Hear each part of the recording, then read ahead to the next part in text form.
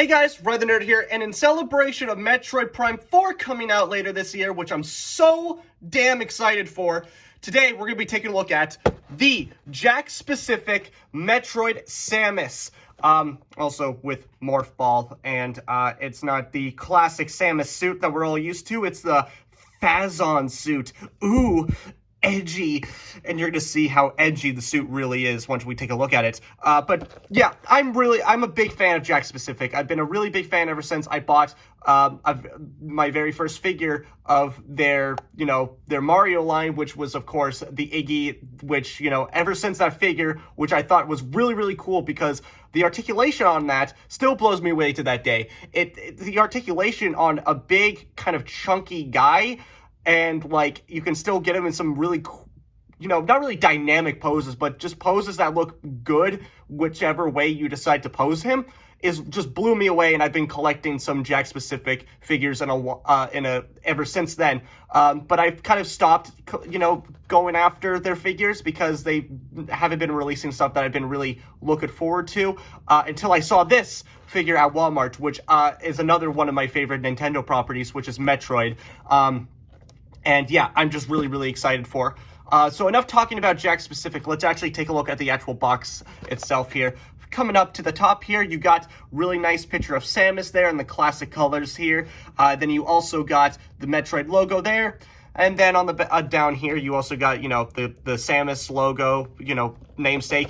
And then flip around to the back of the box here. You got another picture of Samus there, and then you got the 17 points of articulation. We'll get to the articulation in a sec there because there is some problems that I really don't like about this figure. But we'll take a look at that in a little bit here. Up top, you got the Phazon suit, which of course is a dark, edgier version of the classic Samus suit. And then you also got a little read-up of Samus for those who are not familiar with the Metroid lore. Samus Aran is the galaxy's toughest bounty hunter. Eat your heart out, Boba Fett. The Phazon suit upgrade grants her incredible abilities such as a 50% damage reduction and the powerful Phazon beam. So it's basically also telling you what the suit actually does in the game. So yeah, that's pretty much it for the box. So let's take a look at the actual figure. And here she is. And yeah, pretty awesome. I love the way that they decided to go about this figure. It looks really awesome.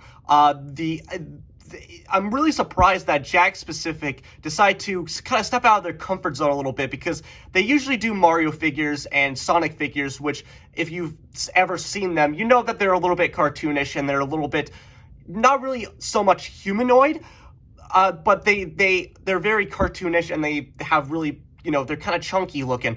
But the fact that they decide to go out of their comfort zone and take a look at a much darker Nintendo property, and, an actual human figure, and, a lot taller and everything like that, which gives them a lot of more points to kind of experiment with what they can do here. And so far, I think they need a lot of work on it, mostly to do with the articulation. Look-wise, it looks fantastic. It looks just like the game. The painting on here looks really nice. I love the paint job here with the black and the orange and the silver going throughout the figure. I wish that there was a touch of red, though, just to give a little bit more highlighting throughout the different parts to get some more shading and highlighting going on here. But other than that, it looks really great, and I love the design here. And if you're not a fan of the, kind of the darker, edgier colors, Jakks specific got you covered, because they have actually released other color variants of the same mold here, which you got the classic Samus colors, and then you also got a gold variant and another wacky color variant there. And then of course we got the figure that we're taking a look at today. If it was up to me, I would have personally bought the classic color Samus, but this is the only one that they had at Walmart. So, but I'm glad that I even have a Metroid figure in my collection anyway. But take a look at the detail here. Very nice. They're basically the same for each figure. The detail on the paint job, like I mentioned, is really clean. The only parts that I think are painted are the orange bits and the silver bits, but I think all the black things are just kind of colored plastic, so you don't really need to worry about paint chipping all that much. I would highly recommend not trying to, you know, scratch up the silver paint job because it just looks really, really nice.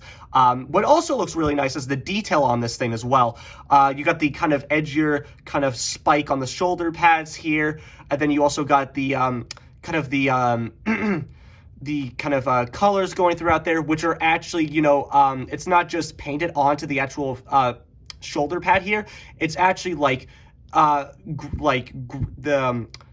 it's I don't really know what to, like, something, I don't know, but you know what I'm talking about.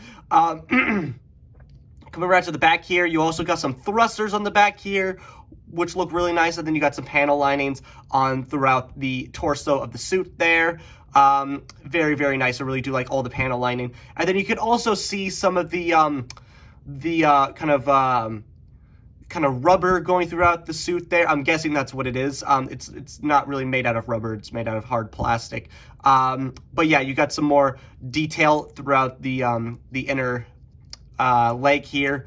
And then you got some more orange highlights going throughout there on the orbs on the thigh here and on the calf itself there. It looks really, really nice.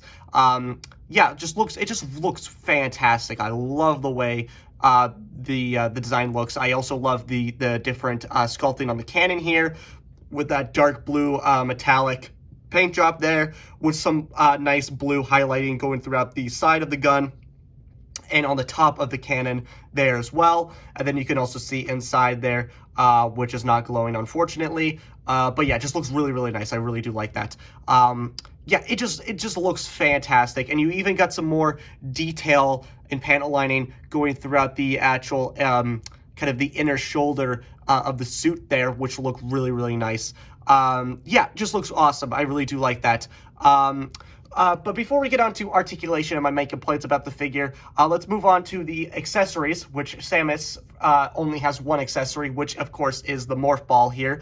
And if you're not, you know, a Samus person, you probably don't know what the hell this is, but basically Samus does some extreme ass yoga and turns into this little ball for a little, you know, little traversal, a faster way of traversing throughout the levels and stuff like that. Very nice. It's not really detailed, but it just looks really nice. It's very smooth. It's just a sphere, basically. But you also got some paint of the orange going throughout the ball, and it's not just painted on just like the shoulder pads. It's actually, you know, they took the time to actually, you know, kind of groove it in there. And then you also got some raised spikes on the inner of the outer of the ball here, which look really nice. And of course, it can roll, obviously, because it's just a sphere. Another complaint is, this is just a minor nitpick, honestly. I wish that Samus came with a little bit more than just the morph ball. I wish that she came with like a blast effect part, or God forbid a Metroid, because why not give, you know, Samus the namesake of the franchise to, you know, display her with. But yeah, that's just a minor nitpick. I'm not really too fussy about that because I do have an effect part, even though that it doesn't really look all that great. But it is an effect part, so I'm not too worried about it. But come on, a Metroid at least, the namesake of the franchise. Can we just have a Metroid, please, for the love of God? But you know, the fact that we even got an accessory at all for this figure, it's all right for me personally, and it's just a morph ball, so. You know, you can fidget with it on your desk or whatever. That's what I've been doing for a couple days now, playing with this figure. It's really nice, satisfying to hold. Now let's take a look at my big complaints, which is the articulation, which is mostly to do with the elbow joints here. But the rest of the articulation is perfectly acceptable for me. The head here is it's supposed to be on a ball joint, but to me, it's just mostly on a swivel. And she could barely look up that far and barely look down, and she can't really rotate her head 360. She can only look left to right, and like I said, barely look up and down, which it's understandable why they didn't really do much with the head articulation, is because of the design of Samus's suit, because she really doesn't have a neck, which is actually in the suit. And if they did have like a ball joint and a peg to make the head stick up a little higher up to get more articulation in the head, it would look really, really weird. And it wouldn't look, game accurate or anything like that. So I'm not really too fussed about the head articulation, actually. But that comes to change when we get to the elbows here. But before we get to the elbows, the arms themselves can rotate 360 degrees, and they can move in and out. Very nice soft ratchet joints. Love to see that. Also, the shoulder pads are on a hinge joint as well, so they can move out of the way if you want some more shoulder articulation, or if you're moving it in and out. They do have a butterfly joint, which is the detail that I was looking at earlier. But yeah, butterfly joint looks really, really nice to get some more, dynamic poses with the cannon arm and everything. It just looks really, really nice. I love that. And now we're coming to my main complaint here, which is the elbow joints. And speaking of elbow joints here, so I hope it's just my copy, but for some reason that this piece here doesn't like to plug in, and it leaves this really kind of ugly gap where you can see through it. And I've tried everything. Like, I've been squishing to get the peg to go back in there. It's not doing it. I may need to go in with a hairdryer to heat that plastic up to actually, get that peg in there. But for now, it's just kind of hanging loose like there. It looks really bad. But it doesn't look as bad as what I'm about to show you here. So you got a basic elbow joint here. But then they decide to go with a double bend, which, yeah, it looks unnatural. And I know that she has some weird shoulder design in the actual model itself. But come on, this is just ridiculous. And the fact that they also added a hinge joint to it as well. So you're not just getting a one hinge joint and another hinge joint. The fact that you're getting like 3 hinge joints. So then you get this really weird, what? It makes no anatomically sense at all. I would have been fine if they just had a regular elbow joint and maybe even a double bend. But come on, it just looks really weird that you have this ugly gap here. And it just doesn't make any sense. And then when you go back, it looks perfectly fine. So, they could have had this and then maybe have, a tiny bit like this. That looks fine, I guess. But why have this other hinge joint up here to make it more go upward? It just doesn't really look all that great. It really sucks when you're trying to get into some decent poses without breaking the sculpt of the actual joint itself. On the cannon arm here, it's fine because, it's a big chunk, so it doesn't really look that noticeable when you're actually posing it. You gotta kind of have this little thing here. But other than that, it looks all right with the cannon arm here. But yeah, they also have the double bend joint as well with the cannon arm, which obviously doesn't look that great. And, if you want to get some more joint there, so you can see this little part here, and then that moves as well. So you're also kind of breaking the sculpt, but it actually doesn't look that bad. But just the elbow joints, the fact that it can do this for some reason, it just makes no sense at all. And when you're trying to if you work with the butterfly joint, you can get her into some really, decent looking action poses. But the fact that the elbow joint kind of ruins it when you're trying to pose it and everything like that, it just doesn't look that great. And it makes her arm look way longer and lanky than it needs to be, in my personal opinion.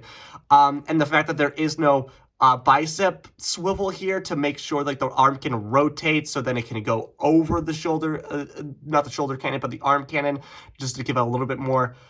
Come on, at least a little bicep swivel here and there, and the butterfly, and in correlation with the butterfly joint, it would make poses a lot more dynamic.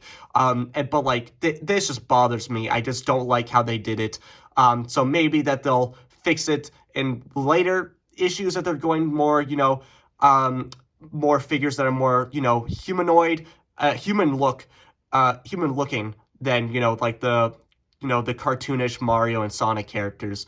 But for the hands here, they're on a hinge joint and they're also on a swivel, so you can do some of that. Already explained the shoulder cannon stuff. She also has a waist swivel as well, which feels a little bit loose, and I'm afraid that it might get really, really loose over time.